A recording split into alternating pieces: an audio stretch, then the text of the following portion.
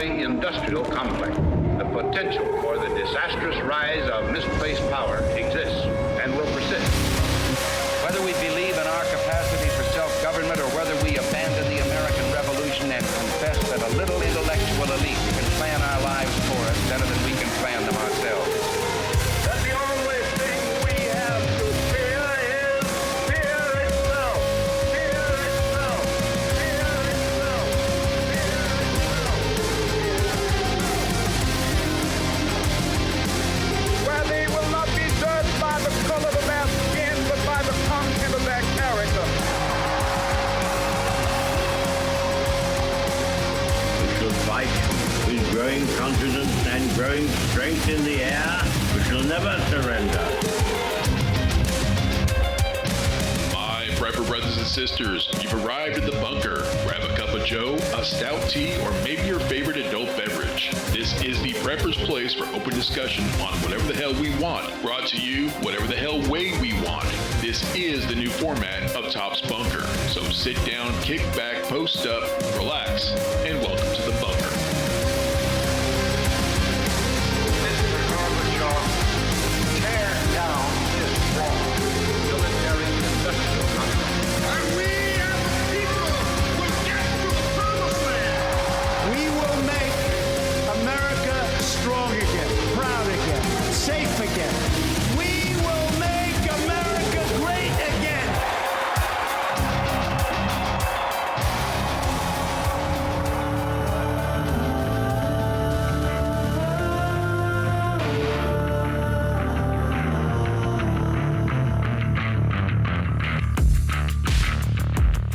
Preppers, survivalists, off-gridders, homesteaders, and the like. Welcome to Top's Bunker, a podcast for preppers. Email shtf@topsbunker.com. Website, topsbunker.com. Don't forget to check the show notes on your podcast player for valuable links and extra info on this episode. I want to thank you all for joining us. We got a great show for you. Tonight, we're continuing our discussion on current threats that people may be faced with all around the globe, with a slight twist: self-defense without the body bags. Guys, look around. The world is on edge. Radical groups are turning peaceful protests into dangerous riots. Smash and grab style robberies and looting are taking place in broad daylight in places you'd least expect it. Law enforcement is stretched thin or worse, told to stand down and not engage. The rule of law in most major cities is teetering on a knife's edge, literally. Fearless and emboldened criminals are terrorizing people for no reason except for that they can. You've seen the headlines. Hell, you may have been part of the headlines. Civil unrest isn't a what if anymore. It's right now. It's already happening. So many preppers throughout the years have been saying that they are prepping for civil and social unrest. Well, good on ya, because it's here. New York City, Chicago, Seattle, Portland, Spokane, Santa Ana, San Antonio, St. Louis, Raleigh, Indianapolis, Akron, Omaha, Milwaukee, Des Moines, Kansas City, Atlanta, Philadelphia, Oakland, Austin, Dallas, Hartford, San Francisco, Sacramento, Burlington, Minneapolis, Denver, Pasadena, Las Vegas, and the list goes on and on. And it's not just here in the US. All over Europe, people are seeing it, feeling it. Many are being terrorized by it. Ireland, England, the UK, Iran, Israel, Turkey, Greece, Kenya, Russia, Palestine, Yemen, Sudan, Syria, Myanmar, India, Pakistan, Thailand, and in the Americas, Colombia, Mexico, Brazil, Panama, Haiti, and Russia and Ukraine are still hard at war. Global conflict levels have worsened in recent years. There's an increase in political violence. Global influence and power is fragmenting, creating conditions for further conflict, according to all the intelligence. High inflation, wealth inequality, assaults on democracy and civil liberties, open borders and illegal immigration, cartels, paid rioters, agent provocateurs, and clashing ideologies. The world is at an inflection point, a turning point, and regardless of which way it goes, we need to be able to defend ourselves. Now, y'all know by now and be used to the fact that we train with firearms for self-defense. We keep and bear arms. But what about those who can't keep and bear arms? Maybe it's geography, maybe it's legality, maybe it's just about being uncomfortable around firearms, or maybe there's no need for that much firepower to resolve that threat. That's where less than lethal comes into play. Tasers, pepper sprays, riot batons, non-lethal launchers. These aren't toys. They're tools. Tools that buy you time, space, and options when your world becomes threatening. Tools that stop the threat without landing you in court, or worse, a body bag. Less than lethal has its place in self-defense because not every defensive action needs to end in bloodshed. That's what we're talking about tonight, so let's get to it.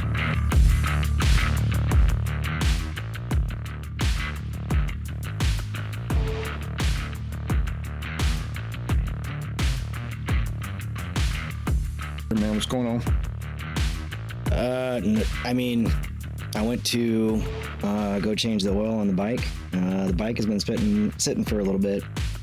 Last time I had the oil worked on was we had a minor incident when we were last in El Paso, and there was some damage to the bike when it was in the back of the RV. Got that fixed, and went to go change the oil today, and I was removing the drain plug. Noticed it was a little stiff coming out, and went to go put everything back together, and the drain plug was freely moving. And I thought, oh, that's interesting. I looked at the threads that didn't look stripped. Ran down and got a new drain plug. Went to go put that in, and same thing. So the threads on the inside are stripped out, and it's probably the dude that worked on it last. So I either have one of two choices, because I'm supposed to take off tomorrow on a long trip. I can go get a helicoil kit or just take one of the other bikes. But right now the bike is sitting with absolutely no oil. So for a couple of days, no, it's not terrible. I think it's more the principle for me. It just angers me so badly. That's the bike you want to take. Yeah. Mm-hmm. So, and that was the bike that Missy actually got me. Where are you guys going on? Wedding present. I'm going down to Georgia for a couple days. Oh, yeah, I've seen that video. It's a nice bike. Yeah. Very nice. My plan is to be on the road at like 5:30 or 6, and it's already 6 p.m. here. Yeah. So, yeah, I mean, we've still got some daylight left, but I mean, we have several bikes, but this one's the most comfortable, and it's really, really good for, long distances. So it's just irritating, really. Sounds like uptown problems. Yeah. Buddy, you got some bad weather out there? Yeah, it's we got thunderstorm warnings and stuff, so That's what I've already lost power once or twice actually. Damn. So, yeah. Huh. So I we'll know see it's how it heading goes. this direction. Should be raining here by about 8 or 9 tomorrow morning, and that's going to rain for like 5 days straight. Yeah. It has been ridiculously hot here. I don't know about where you are, but man, this heat yeah. things get Yeah. bad. It's so hot here, it's unchristian. It's like, it is terrible. The humidity has been outrageous. Our garden is suffering terribly. And we had a massive storm come through yesterday. I sent you guys pictures and video of that, but it, for lack of a better term, we got completely shit mixed for a little while. And we were keeping our eyeballs out for tornadoes because the temperatures dropped all of a sudden. That's usually one of the indicators that something's up. Yeah. Yeah, I heard the East Coast is getting pretty hot. I think they said that the East Coast was like hotter than like Texas was this week or something like that. Well, with the humidity, yeah. I think it was either yesterday or the day before with the heat index, it was like 111 here. Damn. Yeah, it was like retardo hot. So, What do you guys think about the bunker busters that blew up some stuff? they should have dropped more. I agree with that. They should have I read right before we came on that they dropped 6 and they went straight down the ventilation shafts, and that's where they wanted them to go. So yeah, those things are insanely accurate. And they pulled a Skywalker move. yeah, that shows you the difference between what we can do. We can pinpoint munitions, and yeah, they cost a lot more. Oh yeah. But we can put it where we want it. And like these other countries, these third world countries, or want to be. Yeah. I will just say Iran. They're just lobbing shit. They're still in the Scud missile type. Just throw it up in the air and cross your fingers and let Allah sort it out. So Yeah. Well, the bunker busters that we used were designed specifically for those missiles. Have actually, well, you can call them a missile, but those munitions were designed specifically to penetrate down deep into Iran's nuclear program if need be. And they've been in the works for like 15.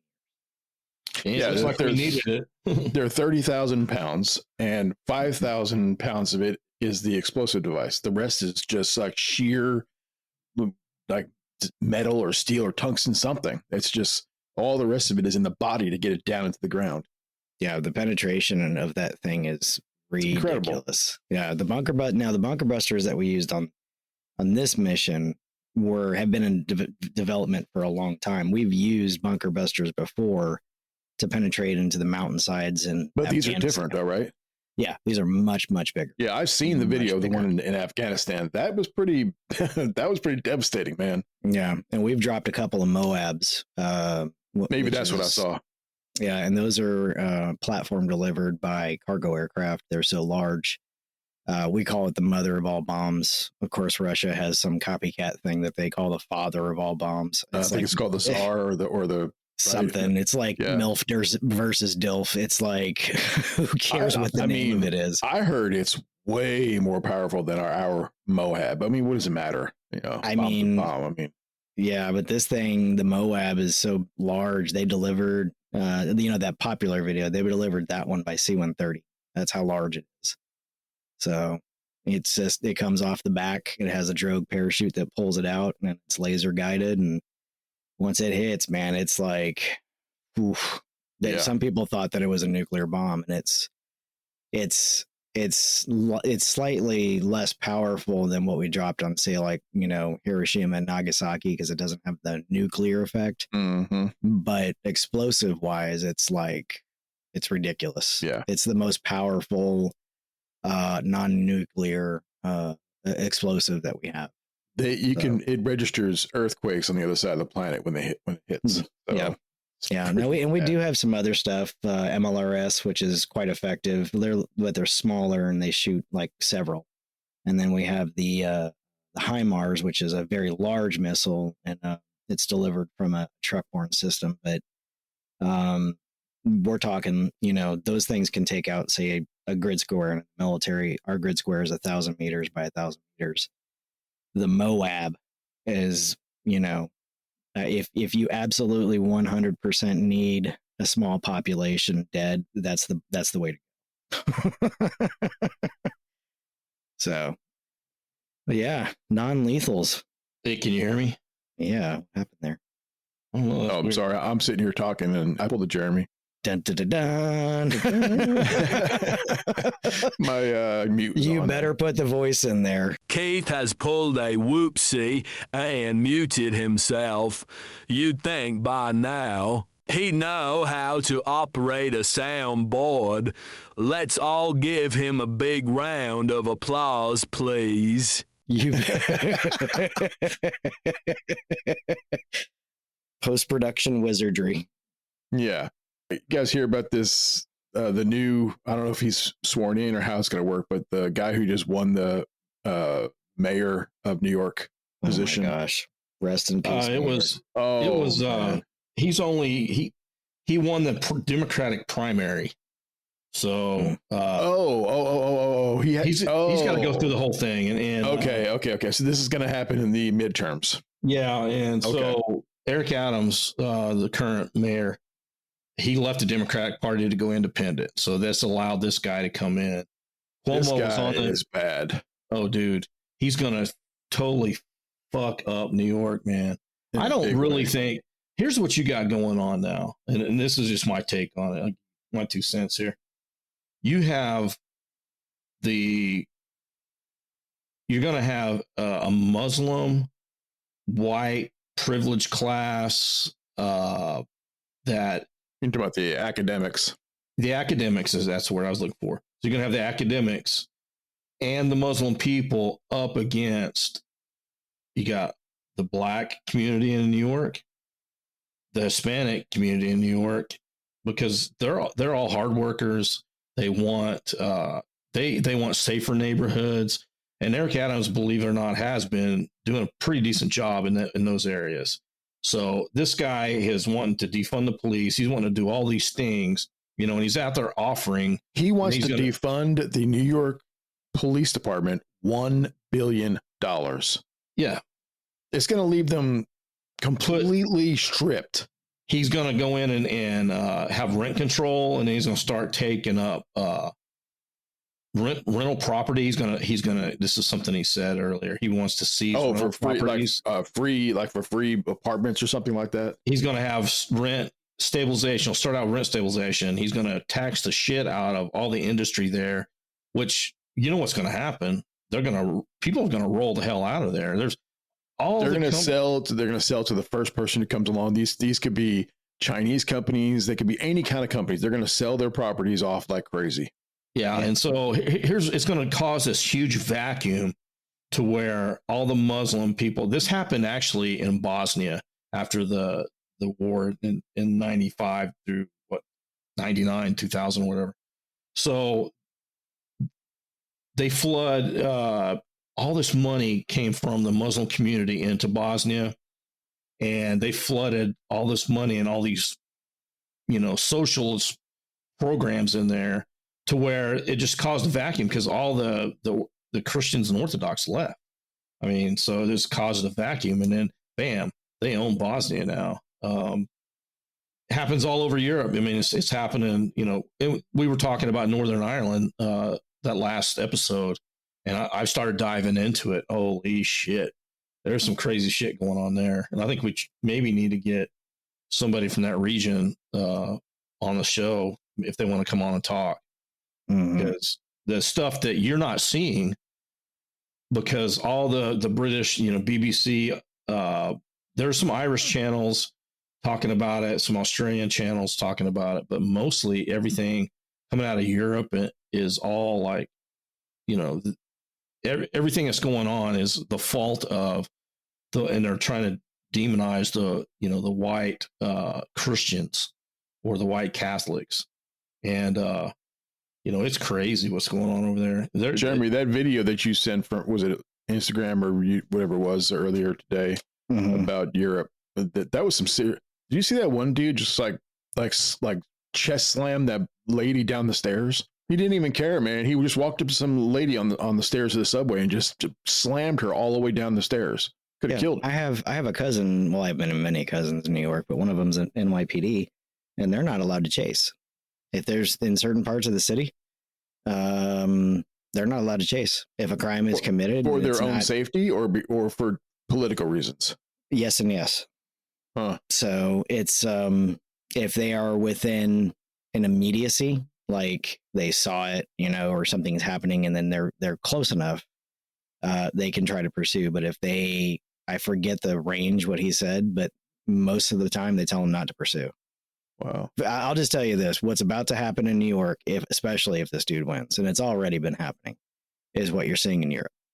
That's going to be it's bad, man. It's going to be completely taken over. I think you're going to be. See, I know New Yorkers. I grew up in that area, and I'm telling you, there's going to be vigilante people that are going to take to the streets, and it's going to be all out warfare between different groups, man. It's going to be bad. Yeah. And you also have to think, after 9/11, there was a lot of that. And then it was, of course, condemned because people are like, they came up with the phrase Islamophobists and all this other stuff. Well, I hate to say it, and I don't want to sound rude because I'm sure there's people out here, who have their beliefs and whatever. But if you look at the entirety of the world and where all of these particular migrants are moving to, they try to recreate, right, what they had, but it always sucks. And the thing is like, every country that they go to, they end up completely screwing it over. I'll sum it up really quick.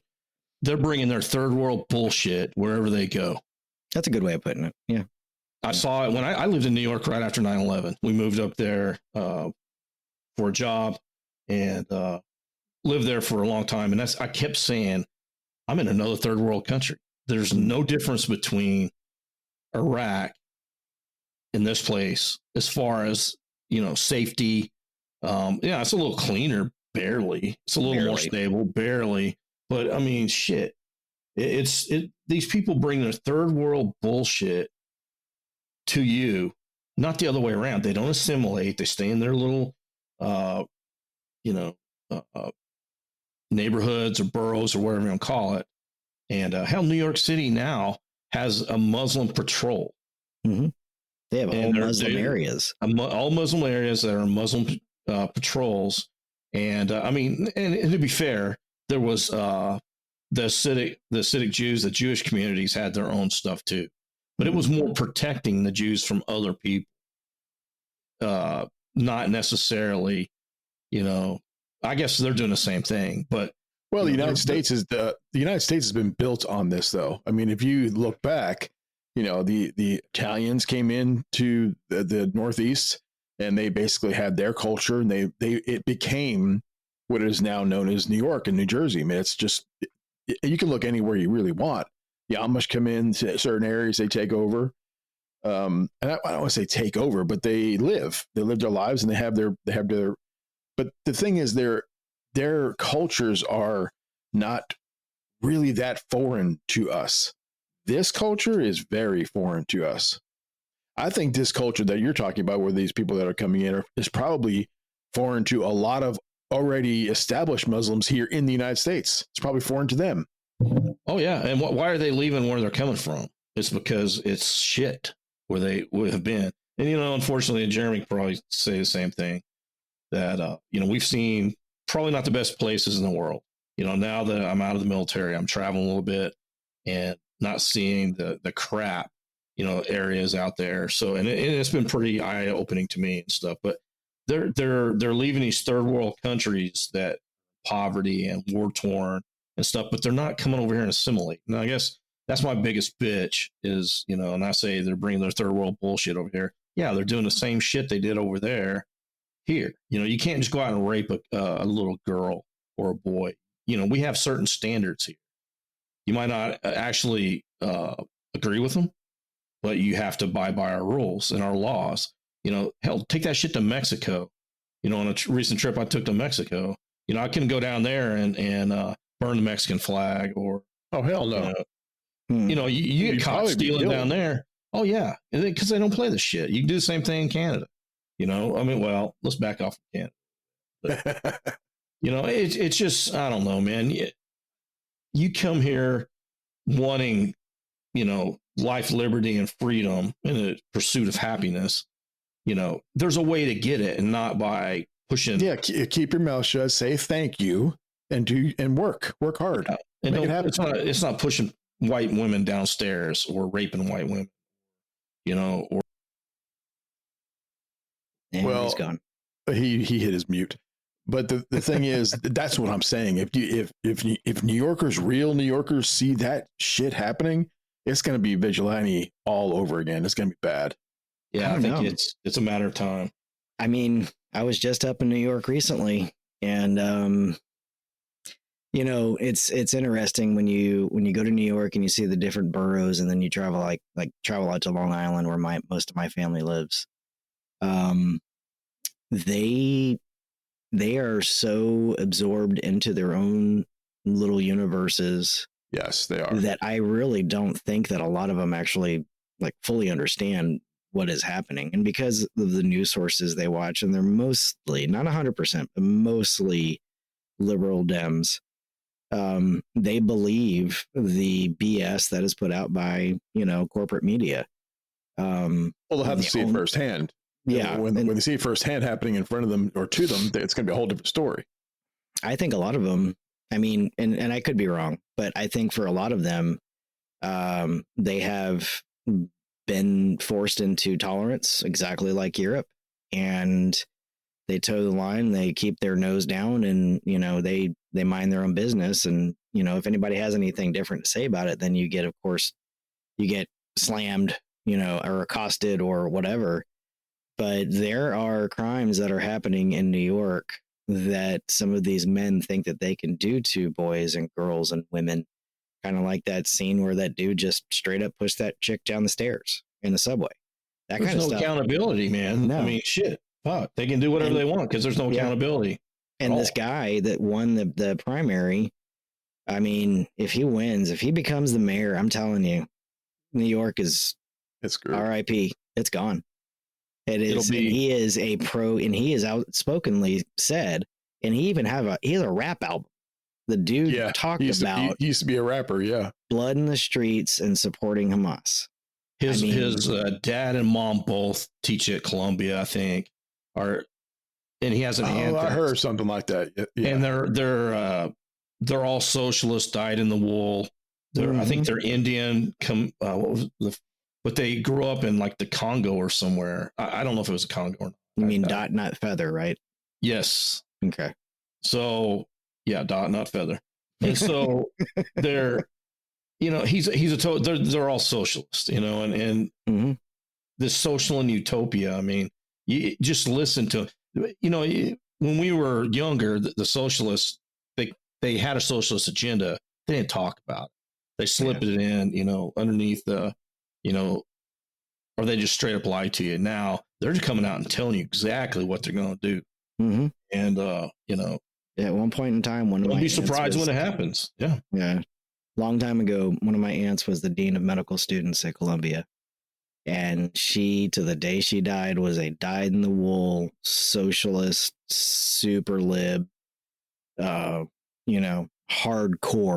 in that manner. And I can remember when I was a kid being in the World Trade Center. Her husband used to work there. And, it's weird remembering all of that nonsense that she spewed while we were standing in the World Trade Center, or even the Empire State Building and, seeing the skyline the way it used to look. And now I go see it again and I think about some BS that she used to spew and the building gone. What the world? I mean, it's so weird to see it now as an adult after the fact.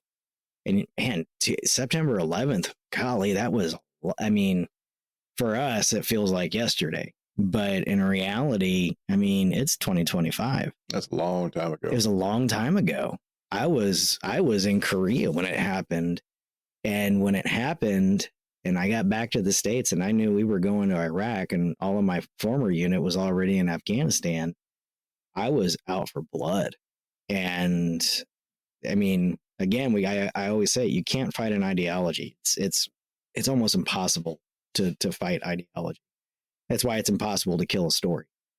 The stories grow and they change and they morph, and that's what that story is passed down. And as long as that story is passed down, you cannot kill it. It's the same thing with ideology within religion. So, well, I for one am very proud of our president, and I am proud of our military they brought in everybody. They brought in everybody, including Space Command and Space Force. They brought in everybody to do this mission, and it went off flawlessly. Nobody was killed or injured. We didn't lose any of our hardware. I'm proud. It's a proud moment for me. They took out something that should have been taken out a long time ago. There's a lot of liberals or Democrats that say that the president should have went to Congress and asked permission and this and that. But if you look back, there's actual video and audio of Hillary Clinton saying, "When I become president, I am going to eliminate the Iranian nuclear weapons programs." She said, "It's terrible to say that, but it has to be done, and I'm going to do it." Everybody has wanted this to happen. Trump's the only one who actually pulled it off.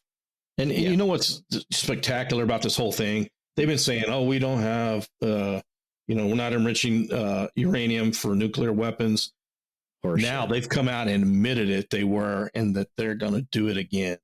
From what I understand, and I'm not an expert, from what I understand, it's 20% purity is for nuclear power, and then 70, 80, 90% is what you need for nuclear weapons. They were already up there.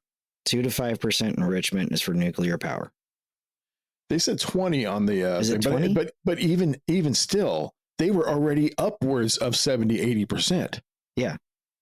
Yeah. Some said that they were even hit like 90 something, and they said it was just an accident. It didn't really. It was just an accident in the equipment. It didn't register right. Yeah.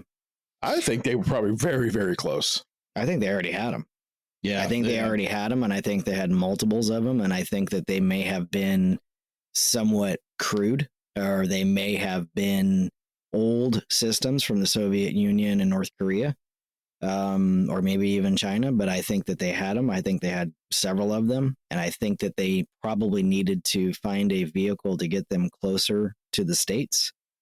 I go back to the book 1 second after.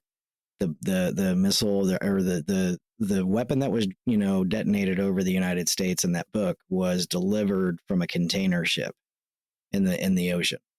And I think you're right. I keep hearing that. There's multiple reports of container ships that are suspicious leaving from the Middle East heading towards the United States. So we're talking like dirty bombs. Dirty bombs, but if you think about it, they're just parked out there. On the sea, you can actually do a search, and it's kind of like a flight radar, but it's for ships. So you can go look at the ships because they all have to have a beacon on them, and just look at our coast of ships that are out in international waters or right on the edge, right there. It's ridiculous, hanging out, especially by our ports. They look just hanging out there. Yeah, it's crazy, but it'll open your eyes up for sure. But and something I heard about recently was the thing that, and this is coming from Iranian or Israeli sources, they were close to the enrichment part. They couldn't get the centrifuge right, and they were trying to bring in, which they had Russians there, and we had to give Russia a heads up before we did it to get them out of there. The Russian scientist was helping them out, some Pakistanis. Well, they said that Russia said they're not leaving there. Yeah. They're absolutely not going to leave there, and I believe that. There's hundreds and thousands of Russians in Israel too that are citizens of, or I guess they, once you're there, you get your citizenship, you have to spend time in the IDF. So they're there too. So it's the whole region's, flooded. Is that right? Is that right? That's a law. Mm-hmm. Yeah. Yep. Wow. Same thing in Korea, and a lot of conscription countries are like that. I don't know if it's 18 months or 2 years, and then you have to stay in the reserves until a certain age. Interesting. Yep. Well, what do you guys wanted? We're going to talk about less than lethal, which is, I guess, a really an important topic at this point in time, because I think that people should be thinking about their self-defense. But we're talking about less than lethal self-defense, and I don't know what's wrong with my brain, but I thought we've already done an episode on it. But I went back and looked, and I can't find anything on it. We've brushed on it during home defense. Okay, and that kind of thing. Maybe that's what I was thinking. Yeah. And I don't think we talked to. Go ahead. We didn't dive into it too hard. So, and this was something that was asked for us to do by some listeners. There are a lot of people that are in this world who live in places that can't have firearms or the lethal weapons. There are also people that are uncomfortable with lethal weapons, whether it is because they're not trained on them, or they are not comfortable with the possibility of taking somebody's life and stopping somebody from hurting them. I don't have a problem with that. For years, when I was younger, did not buy firearms because I knew that I wasn't ready. I knew that I was at a stage of my life where I was pissed off at everybody, and I would probably have shot somebody. So, not everybody should have lethal weapons. So less than lethal is an option. There are some really great options out there. We're going to be talking about that tonight. Who wants to start with their? Look, for me, it's pretty simple. I like pepper spray. I prefer bear spray if you can find it. That's what I like, is less than lethal. Some of the things that you're going to be talking about, the platforms you guys are going to be talking about, I can't afford. I can't afford them. I'd rather just carry a gun. But for me, yeah, for me, pepper spray is a pretty good one. I always carry a knife, and I know exactly where it's at. It's my go-to weapon anytime. I know exactly.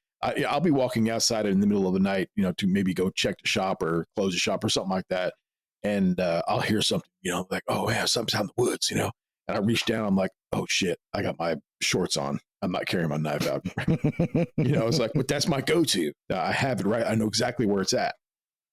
So anyway, that's me. What do you guys want to talk about? Well, there's a whole bunch of different options. And one of the ones that I've talked about before, of course, and as if we're going to talk about brands, is the Byrna, BYRNA, Byrna.com. They have a multitude of options, and the majority of what they sell are pistols. Now, these pistols, they shoot, you have to imagine it basically, it looks like a paintball. A paintball. And they have a magazine. They have you load these rounds into these magazines just like a pistol. It's shaped, feels, and is the size of a normal pistol. They call it a launcher. The difference being is that they also come with CO2 cartridges. And the premise behind it is that they launch this less than lethal projectile, and they have several different kinds.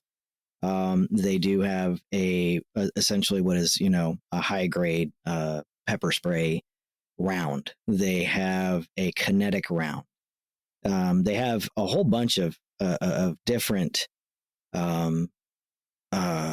types of ammunition that you can use, but it's not just pistols. They do have rifles as well. They do have shotgun rounds. And, we've talked about, home defense inside the house. They have 12 gauge shotgun rounds. Now, when you look at the makeup of a thing, you'd have to imagine a small, like the old school, like you see a bomb, right? And if you've ever seen the inside of a slug round in a shotgun, it looks a lot like that, but it almost looks on the inside like a polymer. And we've used something similar in the military. And we've even, for our grenade launchers, we have rubber rounds, and we have a polymer dart round, which I'm going to just tell you this. Some of the less than lethal rounds, you'd wish you were dead. That's how bad it would suck to get hit with one of these things, especially at close range. But the great thing about carrying a Byrna and some other different stuff is it gives you the opportunity to create the distance between you and an attacker, or you and a group. And especially if you're using the pepper spray ones, which, from what I understand about the particular ones that they have, the pepper, they're just below CS, which we in the military, we use CS. And it's the capsaicin molecule concentration that they have for that, and it just burns. It just burns and burns and burns and burns and burns. But the other thing is that on some of these, they actually have a trace marker, like a chemical that comes out, and it actually stains the individual that it gets hit with this thing. I like that. That's a cool option. So they can be tracked or identified later. Yeah, it's usually with black light. So and these rounds are 68 caliber. And you think about it, you're like, oh, whatever. I'm telling you right now, you get hit by 68 caliber anything at a high velocity, it's probably really gonna suck, like super duper bad. Yeah, no kidding. Yeah, especially what is the feet per second on those projectiles? I'll get that to you here in a moment. Okay. But and some of these are kinetic, which means they're solid. They may not be lead, they may not be a hollow point, but you get hit by one of these stupid things, and it's really gonna freaking hurt. I mean, these things are big. Knock your wind out, maybe break a rib, that kind of thing. Maybe, yeah. I mean, I cannot imagine. I've been hit by paintballs, and I have been hit by somebody who thought that they would be funny, and they had their paintballs in the freezer. I'm going to tell you, it is awful to get hit by one of these things. And that's illegal. But, these things are, I would say, probably the size of if not slightly larger than an actual paint. So, they're about 400 feet per second. Oh, okay, yeah, for there you most of go. them. Yeah, so this Byrna CL compact launcher, the energy density says 41.9 joule inch, I think that is, and muzzle velocity of 400 FPS. There's a couple of them that have just slightly less FPS than that, but it claims 15 shots per CO2. I am suspicious of that, but that's what it's claiming, with an effective range of 60 feet. And then you've got multiple different variants of that. And then you get into the less than lethal rifles, which I got to tell you, super cool. They have the Byrna TCR compact model. It's a tactical compact rifle, and then they have the Byrna Mission 4, which it's basically an M4 or an AR-15. Same kind of platform. And that one shoots at 325 feet per second. Magazine capacity, it says 19 plus 19. Shot capacity per CO2 for that one is 55. The CO2 cartridge for this one is an 88 gram cartridge, which means it's much larger. Yeah, that's huge. Yeah. And then for the effective range of the one that looks like an M4 or an AR-15 is 100 feet. So that's a lot of distance that you can create. But this thing is, it's a full-size rifle.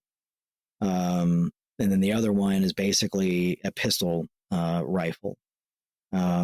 Effective range for that one is kind of like the regular pistols at 60 feet. But the way it looks like it's set up is you could put this thing in a backpack, have a magazine in it. There's a magazine that attaches to the buttstock. It's got a pistol grip, standard kind of pistol rifle adapting kit. And that's basically the same size as. Is that what they're using on the crowd control on some of these riots? I see a lot of cops shooting something. They're using some of that. There's been a lot of police departments and sheriff's departments who have picked up on the Byrna, and they're definitely using them. They're trying to have, in their step down or their de-escalation process, they're trying to go through a phase where I'm going to hit you with something that hurts, and then I'm going to hit you with something that hurts a little bit more and incapacitates you.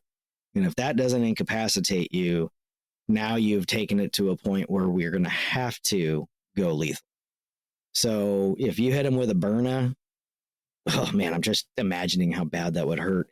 And then you hit him with a taser, or you hit him with, any kind of shock or electric device, and that doesn't work, which I've seen those things not work. Then you have to consider, if your life is in danger as a first responder or a police officer, you have to protect yourself. And that's when they take it up to, a lethal source. But, you can purchase less than lethal shotgun rounds as well. There's a site here. It's called firequest.com. They have an entire section of less than lethal. They have a 12 gauge rubber javelin slug, and this thing looks like a small bomb. It's $29.99, and it contains 5 rounds per box. These are expensive, but I think that if I had to guess, some people would probably like this kind of thing. They've got a 410 rubber buckshot round. It's got 5 rounds in each box, and each one of them, it looks like it's loaded with 4 of these pellets. I mean, imagine getting smacked by 4 of those things all at once. That would just, oh my God, that would suck. Out of a standard shotgun? Yeah.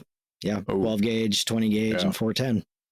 So there is a charge, there is an actual charge behind these things. And I think that what really the biggest point of all of this is, if you decide that this is the way you're going to go, you have to think about, for instance, in the military, when we train with blank adapters and blank rounds, you have to have a minimal safe distance from a person, because there is still a charge in those blank rounds.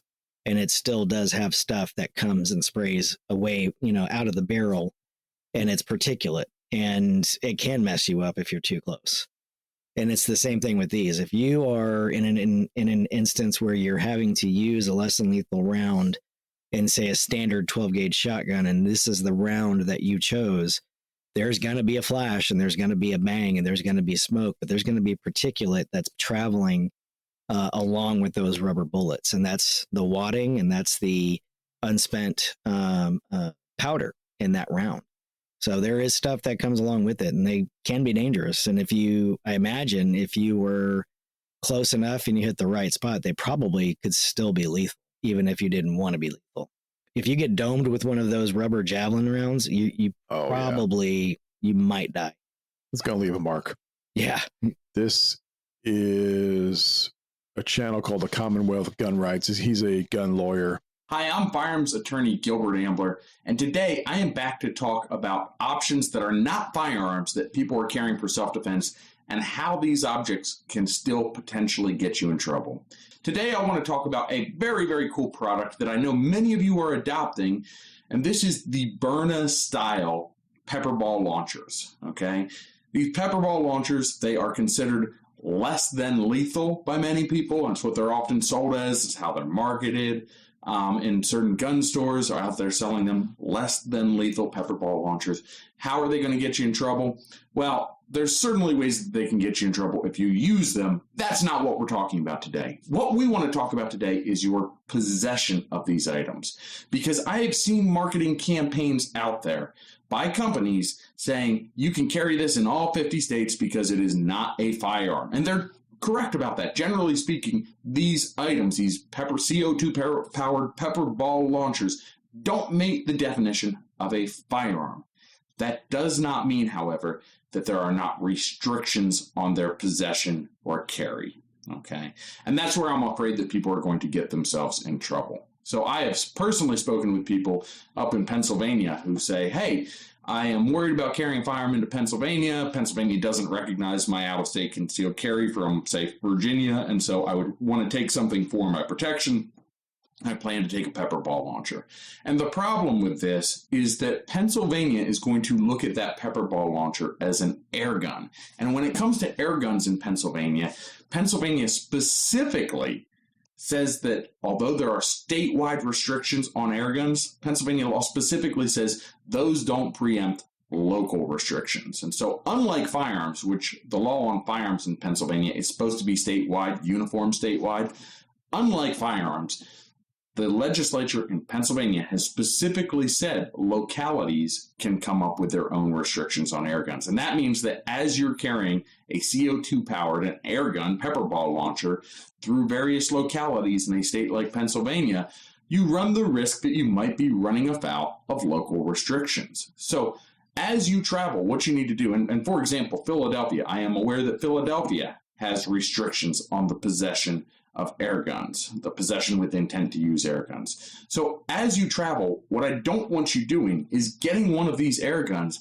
and assuming that because it's not a firearm, it is automatically lawful and therefore safe to carry and possess. Very cool items that sometimes you can carry places where firearms are not allowed, but I don't want you to automatically assume that. I want you to check with competent legal counsel and get some actual advice before you carry one of these items into a state or locality where you are not familiar with their laws. Yeah, so this guy made some pretty good points as to whether or not you're actually allowed to carry these what he calls them the Byrna style guns. So I'm assuming there's other companies that make these pepper ball launchers. Yeah, there are. Yeah. Then you were just talking a second ago, Jeremy, about the possibility of less than lethal actually being lethal. And I'm going to play you this other thing right now if you guys just want to take a listen to this. They are called Armed Attorneys. They have a YouTube channel. I think it's an interesting self-defense tool. It's an alternative to a firearm. And I tell clients this all the time. Usually it comes up in dog walking situations where they're attacked by vicious wild animals all the time. But, if the only tool in your toolbox is a firearm, well, hey, guess what? You're kind of boxed in here. Not every situation calls for a firearm. There are some situations where, and this is a good self-defense principle, you want to use the least amount of force necessary to stop the threat. If you can do that with not a firearm, maybe it's a Byrna, that might be a good idea. Right. And so that, I think, ties into sort of our first issue here, which is is the Byrna ubiquitously legal as they claim? And it appears to be. And the reason is that it is not a firearm. So that's important. We have a federal definition of firearm, comes in 18 USC 921, and it is subsection A3. I'm just going to read it out to you. The term firearm means A, any weapon, including a starter gun, which will or is designed to or may readily be converted to expel a projectile by the action of an explosive. So the important issue there is projectile by explosive, because a Byrna actually uses CO2. Yeah, So, it's a little air cartridge. yeah, so we're talking more like airsoft gun, pellet gun, not an actual firearm, which is why they do get to claim legality. And I'll say state by state, I mean, I guess probably some of the Like really, New Jersey, my heart goes to New Jersey because it's like a slingshot's considered a firearm, the way they define their law. But federal law, not a firearm. Most states follow the federal definition, and most states, not all, most states basically fail to regulate OC sprays. And so that's what those pellets are, right? Yeah, that's what I was going to say. The other thing that maybe comes in, hey, okay, maybe a Byrna would be legal in your state. I would be careful, just confirm, because they sell different types of ammunition. Some of these things are little plastic balls. Some of these things have chemicals in them, similar to a pepper spray. Some states are very strict with their pepper spray laws. Some states don't care. So I can imagine there's a scenario where, okay, Byrna, the device itself, legal, ammunition, just make sure the ammunition's fine. Yeah. So we have now, so you know that it's legal, most likely in your state. I'm gonna buy their claim on their website and say all 50 states. I believe them. They've got lawyers too. So it's legal in your state. Great. It's not a firearm, but you still have to wonder, is this force or is this deadly force? And so we're actually going to pull some definitions here from the Model Penal Code. Most states use the Model Penal Code. Yeah, or so similar that it's indistinguishable. Yes. So actually, let's go back before we even go force or deadly force. Let's figure out, it's not a firearm. Is it a deadly weapon? What's deadly weapon? Yeah, deadly weapon means a firearm or other weapon, device, instrument, material, or substance, whether animate or inanimate, which, in the manner it is used or intended to be used, is known to be capable of producing death or serious bodily injury. So key there means anything could be a deadly weapon if it's used that way. Yeah. But particularly if it's designed to inflict serious bodily injury or death, then it's going to be a deadly weapon. Right. So Byrna, not designed to cause a death for sure. I would say if a Byrna causes serious bodily injury, it's going to be a deadly weapon. If it doesn't, it's not, right? And ultimately that's a finding by your jury. That's why we can't give you a straight answer on this, is because ultimately a jury is going to find whether or not the instrument used was in fact a deadly weapon. The key being serious bodily injury. So there's another definition we need. What does it mean to cause serious bodily injury? Serious bodily injury means an injury which creates a substantial risk of death, which causes serious permanent disfigurement or protracted loss or impairment of the function of any bodily member or organ. So you blind someone. Yeah, some examples of this are, typically punching someone, not considered a use of deadly force. Maybe it causes bodily injury, right? We're talking about serious bodily injury. But if I punch somebody and it causes them to lose an eye, right? I hit their eye socket so hard. Hey, guess what? That might be considered serious bodily injury. That might be considered a use of deadly force. Another definition we got to talk about. Right. Another definition we'll throw in real fast because these are all interrelated. So we've got, and again, we're just using the Model Penal Code here. We've got deadly force means force which the actor uses with the purpose of causing or which he knows to create a substantial risk of causing death or serious bodily harm. So if it causes SBI, it is deadly force. Yep. So Byrna, deadly weapon, deadly force, SBI, all these things are going to basket themselves together. So if I shoot you with my Byrna and I hit you in the chest and you get a bruise and it really hurts and it stops you and then the pepper spray explodes and you cough and it serves its purpose perfectly, it's probably just force and not a deadly weapon. Yeah, it's going to be a use of force. That's a low level of justification. Yeah. If I take out an eye, you can imagine a scenario maybe I take out teeth. Sure. Something like that. Something that causes permanent disfigurement, permanent loss of use of an organ, something to that effect. Or, oh my gosh, let's imagine. Well, think about those taser cases where it's like they tase the guy and the person, they die. It's the same thing where something that was not deadly force and not a deadly weapon becomes deadly force and a deadly weapon. Like I was just going to say, imagine you've got some sort of like lung defect and the OC spray explodes and you choke to death, right? Yeah. Well, that has become a deadly weapon because it did in fact cause death. I found it to be very interesting, and I actually listened to the entire program that they had. It was almost an hour long, and they went into some really cool stuff. But you are going to have to worry about these things if you're going to be using less than lethal or non-lethal weapons or procedures. Not everything you do with less than lethal or non-lethal weapons or procedures, like a fight, punching, are going to be less than lethal or non-lethal. You could actually kill somebody from punching them. That can happen. Yeah. Same argument was used in the George Floyd incident where he died. He didn't die because the officer stuck his knee in his neck. He died because the officer actually would try to detain him. I have my own opinions about all that because, in my opinion, he should not have been high on fentanyl and he should not have been trying to use counterfeit currency. Had that causation not happened, the summer of love of 2020, may not have been the same.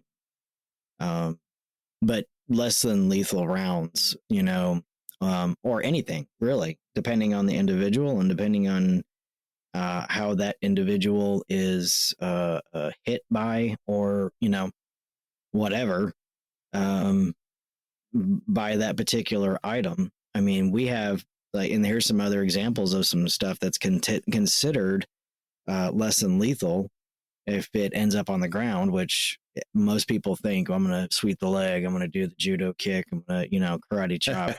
That's a bunch of horseshit, man. If you've never been in a no kidding fight for your life fist fight to the ground, it is awful. And you get super tired, super fast, and very fast. You see it in the movies, and these, fights last for minutes. That's not how it works. That is not how it works. I'm going to tell you this. Like Jason Bourne fights, they're they go from one city to another. Yeah, it's kind of like when Peter in Family Guy is fighting the rooster. It's going across for minutes upon minutes, and they're just beating the hell out of each other. I'll just tell you, that's not how it works. You got flashlights that you can put a cap on the end of it that has a serrated edge. You can use that. They have, or the glass breaker that'll hurt. The glass breaker. They have these. They advertise them as tactical pins. But basically, it's a really heavy pen that's metal, and you could use it to, jab your way out of a situation. And of course, the traditional term is brass knuckles, or some people call them knuckle dusters. If I'm not mistaken, they're pretty much illegal everywhere. I just tell you, criminals don't fight according to the rules, and they don't care about the law. So you have to determine for you, and I'm not a lawyer, and I'm not going to give anybody advice, but brother, you better be fighting like you're the third unicorn trying to get on the ark. And there's pocket knives. There's you can actually take 550 cord and you can make it's called a monkey's fist knot. You can put that around a heavy object and you swing that sucker and somebody gets domed with it. That's another tool or another weapon that's technically less than lethal. Now, this may not be a less than lethal weapon, but they also make personal sirens or personal alarms that, you can carry if you're anybody can carry them, but especially if you're a woman or a child and somebody comes in, all you do is just separate it. It's like a keychain. Yeah. You pull it apart and these things pump out like 130 decibels 120 decibels causes irreparable damage to your ear. These things run at like 130. Yeah. They're extremely loud. People are going to, I carry my own personal alarm. It's called the firearm. I know if I shoot it, they're going to hear it for 3 blocks away. Yeah. But those sirens are very loud. Yeah. There's a lot of different things. You just have to make sure that 1, what you're doing is legal. And 2, you have to understand how to use the things that you have decided that's for you. Like you can actually take like a climbing carabiner. And ones that are rated for actual climbing are extremely strong. And you could actually turn that into a weapon by putting your fingers through it, using it as a pair of knuckle dusters. Yeah, it's instant brass knuckles right there. Yeah, and I mean, in the old days when we used to get in fights at school, I know it's probably pretty horrible to say this, but I used to carry a roll of pennies.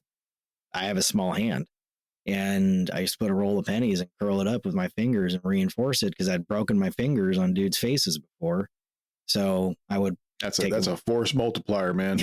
Yeah. And I've used a roll of dimes too because I got like weird sausage fingers. But I mean, you curl one of those suckers up and you put some stank behind it, and you're gonna knock somebody out. I saw these rings online too. They're called knife rings, and they have like a little knife that'll flip out of the ring. Like it's like a ring like you wear on your finger. Yeah. And you can cut rope with them, cut somebody with them, whatever you need to do. But I thought that was kind of cool too. I think they only run like $30. Buddy, you got anything to talk about tonight? So you guys touched on about everything I had. So you're just taking a free ride. Yeah. All right. Cool. I mean, you guys touched on all of it. I mean. Well, let me ask you this then. Yeah. If we touch on everything that you might have talked about, if you could not carry a firearm this weekend and you're going to be going places and having fun and doing some things with whoever, what would you carry with you? One thing that I would carry there, and I don't always, I go to places where I always can't carry a firearm. So I have a few things that, you can carry. So one of the things that, I actually have this on order right now. It's a Sharpie, or it looks like a Sharpie. Oh, yes. You see them all over the internet right now. So it looks like a Sharpie.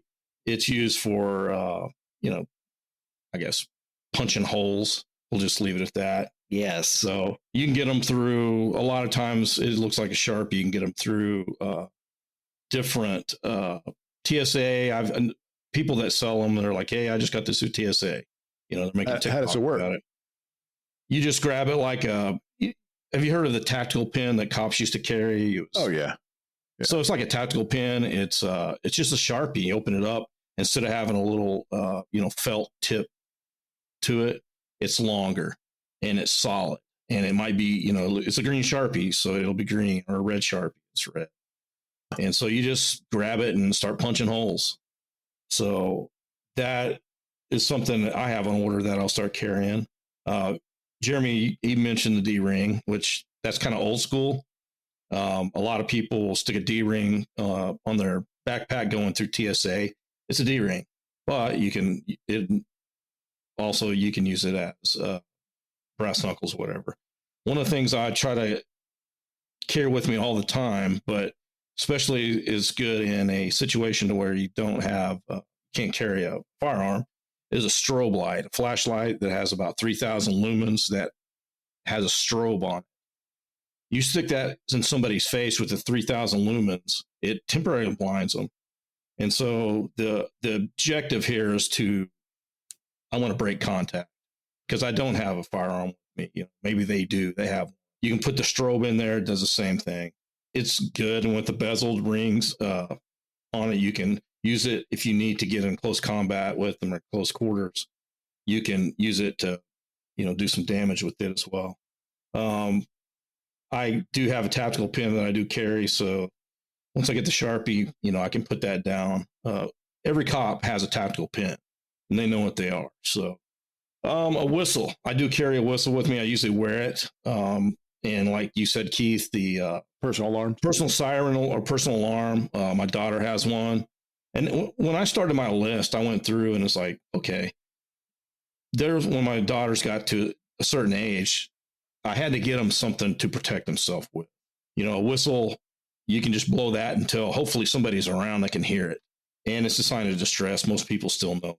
So you're just trying to get, somebody to look over there. And if anything, the attacker or attackers, you're sitting there blowing a whistle, then, they're thinking in their mind, hey, wait a minute. Somebody's going to hear this and come over here or call the police or something. So it's psychological, if anything. You're not really going to hurt anybody with a whistle, but it's psychological. So one of the things I thought about with this assignment was I want to, I looked at it as, okay, my daughter's 16. She's starting to drive. She's going to work. She's going to be on her own. What can I give her? Because she can't carry a gun yet, and I don't trust her at 16 carrying a gun. So what are the things I'm going to get get her. So looking back on it, I got my oldest like a brass knuckles. It looks like brass knuckles, but it's a kitty cat. Okay, it's kind of cutesy. It goes on her keychain. And so if she has to knuckle up with somebody, she can, put that on there, and it's got these 2 cat ears that stick out there where the brass knuckles would be, and she can use it. They look devastating. Yeah. They'll puncture some holes in you. I picked it up at a gun show, actually. So we got that. I got her some pepper spray, that goes on her keychain. And I'm teaching her all the way through this. I'm like, hey, when you walk to your car, the first thing you do is you have your finger on, your car alarm and the unlock button. Always scanning, doing the 5s and 25s. You're scanning the area, looking for, possible threat. Park under lights. It's at night. You're coming out of work. Have a male or maybe somebody else escorts you out. Maybe a security if you have it, a manager or something, somebody older, somebody bigger, to escort you out. We got the pepper spray. She has that. I actually bought Costco bear spray, and bear spray shit. It goes 30 feet.